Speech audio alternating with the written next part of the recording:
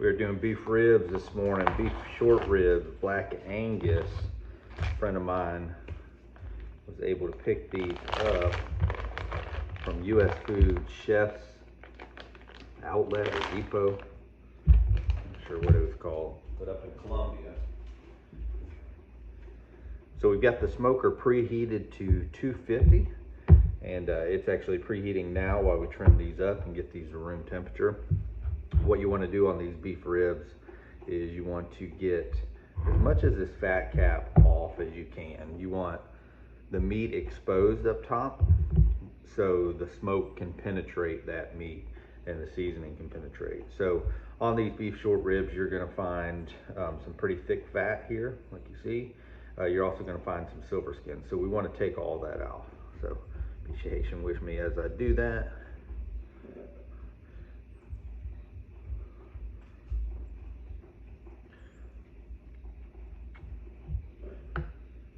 And this is a cut of meat that you want to do low and slow, kind of like a chuck roast.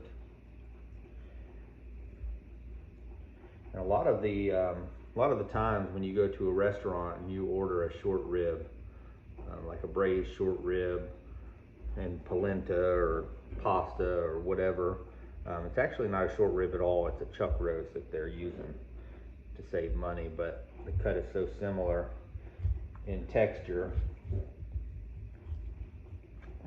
but nothing substitutes for a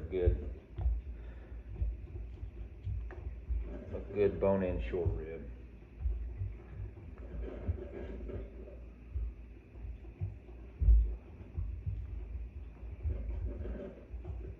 Sometimes, guys, you'll find a little flap of meat on these when they're untrimmed.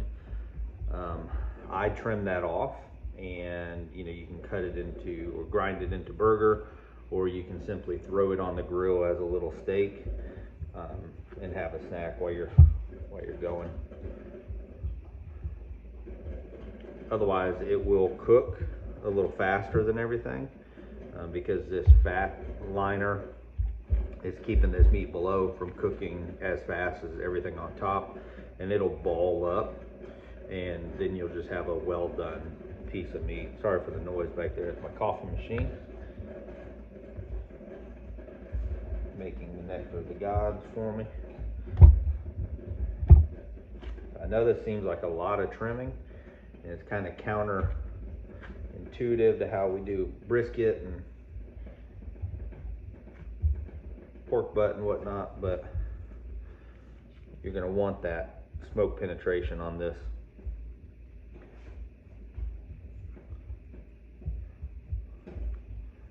All right, so it looks like that fat goes down to the bone. Now on pork ribs, you would remove this membrane, but because this is such a lot of meat on top, you're going to want that membrane to be able to hold that meat together because it's cooking for so long. So otherwise, if you took this membrane off, when this is done, this meat is just going to slide right off the bone. You don't really want that, or I personally don't, because I want to be able to cut these into dino ribs and serve them just as they are. I'm also going to take the one that's kind of scrappy, and I'm going to do that with some bao tacos, some bao bun tacos that I'm going to make some bao buns and make that into taco meat. But otherwise, you want that membrane back to stay on so it holds that meat together. And there's a layer of fat underneath here as well that it'll kind of comfy the beef from underneath. So that's pretty much it as far as the trim up. You can save these, you can render it down. I'll probably just feed that to the chickens. So, all right guys, what I've got here is a spice blend that I made and vacuum sealed last night. Listen for that good sound. And all it is 2 parts fresh ground black pepper, and it's Vietnamese pepper, 1 part Himalayan salt, and then a 1/2 part garlic powder. So it's just SP and G. So we're gonna Give it a nice coat.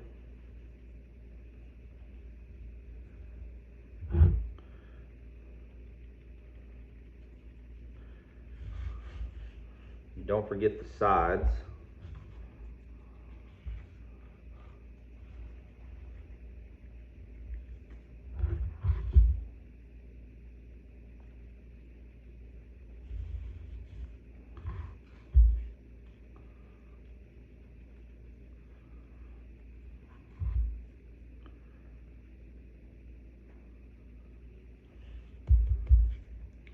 You can do the back, doesn't really make much of a difference, but it's not going to penetrate through there, but why not? Perfect. All right, so I'm going to pencil in 10 hours for this cook at 250. Likely with the amount of meat that's on this, it's probably not going to take that long. So if you were to wrap your ribs, you would want to cook this to 165 internal and then wrap it in butcher paper, put it back on the grill until it reaches 205 to 206 internal, and then pull that and let it rest at a minimum an hour. I am going to wrap these today. If not, you could just, stick them on the grill and cook them to that 204 to 206, 205, 206 area to where that probe will go in and it won't meet any kind of resistance in that meat. They call that probe tender. So let's set this stuff aside here real quick and I'll show you what I'm going to cook them on.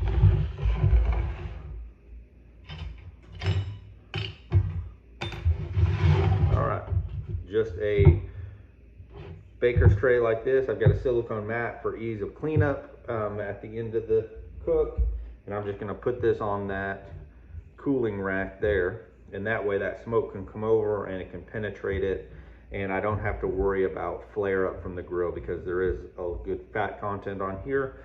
It will drip and I don't want it to flare up, so this will minimize that flare up. So stay tuned. I'll show you guys kind of mid cook and then end cook, and you can do a spray of sort if you want to do, apple cider vinegar. If you wanted to do water, you could really, any kind of flavored spray that you wanted to do, a mix of rosemary and water, spray it throughout the cook to keep it nice and moist and to help that bark form. So stay tuned, guys, and we'll show you the cook all the way through. All right, thanks.